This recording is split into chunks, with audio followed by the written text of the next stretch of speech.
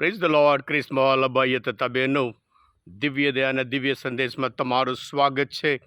ફેબ્રુઆરી 2 તારીખ મંદિરમાં બાળ ઈસુનું સમર્પણનો તહેવાર ઉજવીએ છીએ. આ સંદેશ સાંભળનાર તમારા સૌ માટે અને તમારા પરિવારજનો માટે વિશે પ્રાર્થના કરું છું. તમારા બાઇબલ લઈ લો, ઈશ્વરના વચન સાંભળીએ. લુકનો ગ્રંથ 2 અધ્યાય 22 થી 40મી કલમ સુધી. મોશેની ધર્મ સંહિતા અનુસાર તેમને માટે સૂતક ઉતારવાનો દિવસ આવ્યો. ત્યારે તેઓ બાળકને પ્રભુને સમર્પણ કરવા માટે યરૂશલેમ લઈ આવ્યા. કારણ પ્રભુની ધર્મ સંહિતામાં લખ્યું છે કે પ્રથમ જન્મેલો દરેક પુત્ર પ્રભુને સમર્પણ કરવો. પ્રભુની ધર્મ સંહિતામાં કહ્યા પ્રમાણે તેમણે 2 હોલા અથવા 2 પારેવાના બચ્ચાનો ભોગ પણ ચડાવવાનો હતો. એ વખતે યરૂશલેમમાં સિમિયોન કરીને એક માણસ રહેતો હતો. તે ધર્મિષ્ઠ અને ભક્ત હૃદયનો હતો.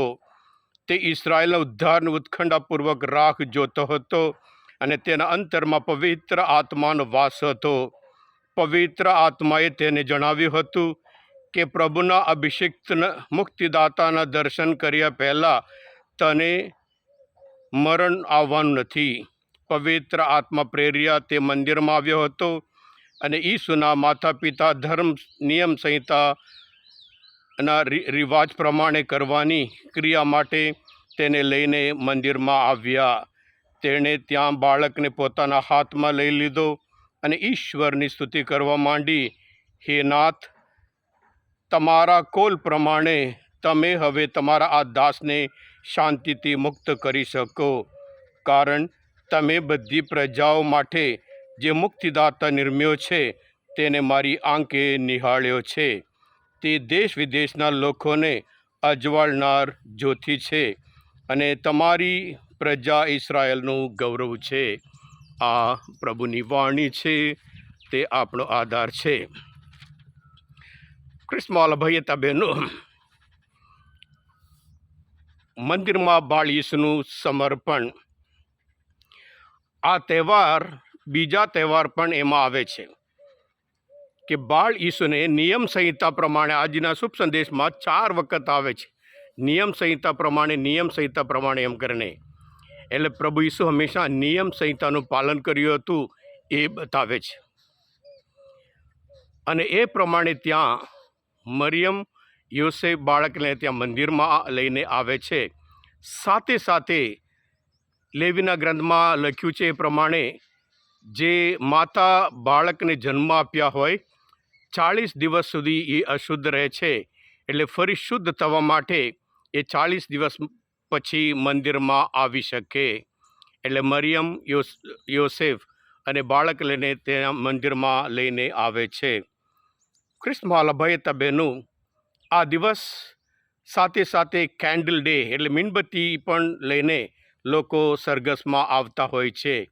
એનું કારણ એ આજના શુભ સંદેશમાં છે. જ્યારે બાળ ઈસુને મંદિરમાં લઈને આવ્યા હતા સમર્પણ કરવા માટે, બાળકને ઈશ્વરને સમર્પણ કર્યા પછી એ બાળકને ફરી પાછા લઈ જવા માટે એ લોકો એક જાતનું અર્પણ કરવા, બાળકને અર્પણ કરી દીધા. હવે ઘરમાં લઈ જવાનું હોય તેવો એવું નિયમ હતું. 5 શેકલ અથવા 2 પારેવાના બચ્ચાને અર્પણ કરવાનું હતું અને એ પ્રમાણે ત્યાં લઈને આવે છે. હા ક્રિસ્મોલ ભાઈ બહેનો, એ જ સમયમાં ત્યાં સિમિયોન જે ભક્ત હૃદયનો માણસ હતો, ત્યાં પવિત્ર આત્મા પ્રેર્યા ત્યાં આવી જાય છે અને એ બોલે છે 4 લીટી, બહુ અદ્ભુત વચન છે. હે નાથ, એટલે ઈશ્વરે એને કહ્યું હતું મસીહા મુક્તિદાતાના દર્શન પહેલાં તારું મરણ થવાનું નથી. એટલે એ પ્રભુનો આભાર માને છે. હે નાથ, તમારા કોલ પ્રમાણે હવે તમે આ દાસને શાંતિથી મુક્ત કરી શકો છો. કારણ તમે બધી પ્રજાઓ માટે જે મુક્તિદાતા નિર્મ્યો છે એને મારી આંખે નિહાળ્યો છે અને દેશ વિદેશના લોકોને તે અજવાળનાર જ્યોતિ, એટલે જે અજવાળનાર જ્યોતિ તરીકે આ દિવસે દરેક પ્રભુ મંદિરમાં લોકો કેન્ડલ લઈને, મીણબત્તી લઈને સરઘસમાં જતા હોય છે. હા ક્રિસ્મોલ ભાઈ બહેનો, આજના અદ્ભુત તહેવાર અમુક સત્ય આપણે જણાવે છે. કે ત્યાં સિમિયોન અને હન્ના ત્યાં આવી જાય છે અને એ જૂના કરારના એ પ્રમાણે અને નવા કરારના યોસેફ અને મરિયમ અને બાળ ઈસુ ત્યાં મંદિરમાં જે બે કરાર ત્યાં ભેગા થાય છે, મિલન થાય છે, એ બતાવે છે. અને સાથે સાથે આજના તહેવાર આપણને બતાવે છે કે જે ઘરડા હોય અને જે જુવાન હોય ત્યાં પણ મિલન થાય છે. પ્રભુ મંદિરમાં જે યરુશલેમ મંદિરમાં સિમિયોન સાથે સાથે હન્ના જે ઉંમરવાળા હતા, પવિત્ર હતા અને પવિત્ર આત્મા પ્રેર્યા ત્યાં પધાર્યા હતા. અને એવી જ રીતે આ નાના જે જુવાન હોય મરિયમ એના બાળકને લઈને આવે છે. એટલે આ તહેવાર ઉજવતા આ જે વિશેષતા આપણે પ્રભુનો આભાર માનીએ. આ તહેવાર આપણને માટે એક અદ્ભુત સત્ય આપણને જણાવે છે. જ્યારે આપણે ખ્રિસ્ત યજ્ઞમાં આવીએ ત્યારે આપણે જાતનું આપણે સમર્પણ કરીએ છીએ. જ્યારે સમર્પણ કરીએ ત્યારે પવિત્ર થઈએ છીએ.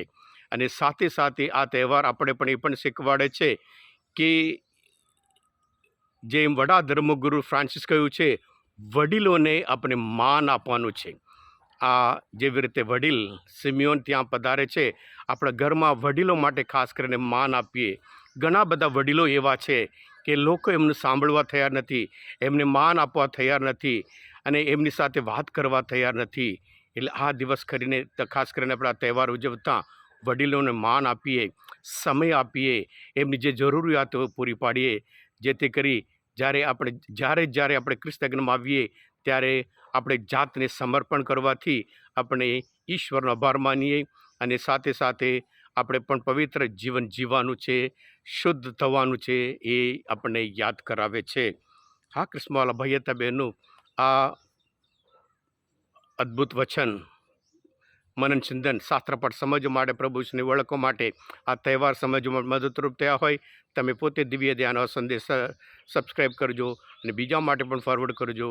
કારણ તમે બધા આશીર્વાદિત છો, અભિષિક્ત છો. પ્રભુ ઈસુ, હું તમારામાં વિશ્વાસ રાખું છું. પ્રભુ તમારા અંતરમાં વસો. સર્વશક્તિમાન પરમેશ્વર પિતા અને પુત્ર અને પવિત્ર આત્માનો આશીર્વાદ તમારા ઉપર ઉતરો. આમેન. બોલો દિવ્ય દયાનો જય. Happy feast.